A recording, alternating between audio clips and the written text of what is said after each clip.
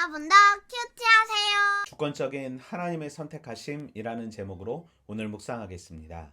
이스라엘, 야곱이 눈이 어두워 보지 못하는 상황, 요셉의 아들들을 축복하는 모습을 보여줍니다. 요셉은 므낫세와 에브라임을 요셉 앞으로 인도하는데 이스라엘은 자신의 팔을 엇갈려 그들을 축복하는 모습을 볼 수 있습니다. 그리고 므낫세가 아닌 에브라임이 장자가 될 것임을 말합니다. 또한 요셉에게 하나님이 너희와 함께 계시사 너희의 조상들의 땅으로 돌아가게 될 것임을 말하고 있습니다. 이스라엘이 므낫세와 에브라임에게 입을 맞추고 포옹하며 무릎 사이에 두는 행위는 단순한 인사가 아닌 양자 입양 공식 절차로 이해가 됩니다.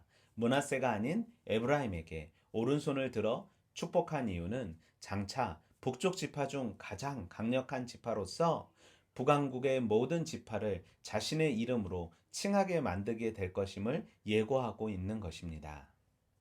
또한 세겜에 대한 언급은 장차 요셉의 목으로 돌아간다는 의미이며 후대에 에브라임에게 할당됨으로 실현됩니다. 우리는 본문 속에서 이해할 수 없지만 인정하길 원하시는 하나님, 남김없이 축복하길 원하시는 하나님, 하나님의 손에 모든 축복과 미래가 있음을 말씀하시는 하나님, 하나님의 손에 모든 축복과 미래가 있음을 말씀하시는 하나님을 발견할 수 있습니다. 이해할 수 없는 상황. 요셉은 아버지의 손의 위치가 바뀐 것을 알고 심기가 매우 불편했던 것 같습니다. 그래서 자신의 불편한 감정을 표현했던 것입니다. 하지만 요셉의 반감은 출생과 더불어 과거의 괴로움을 잊게 해준 큰 아들 므낫세에 대한 요셉의 애정이 매우 특별함을 암시해 줍니다.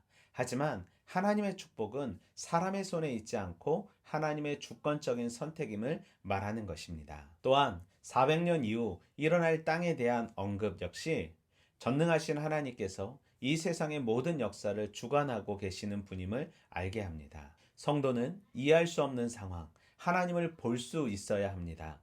그리고 하나님의 뜻을 받아들이는 순종의 마음이 필요함을 알게 됩니다. 축복은 내가 아닌 하나님으로부터 오는 사랑일 줄 믿습니다. 내 생각과 차이가 나더라도 그것 또한 하나님의 계획임을 인정할 수 있는 마음 주시길 기도합니다.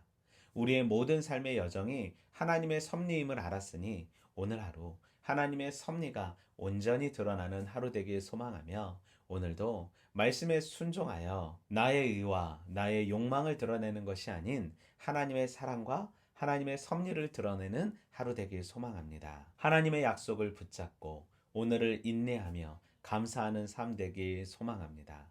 오늘도 말씀으로 화이팅!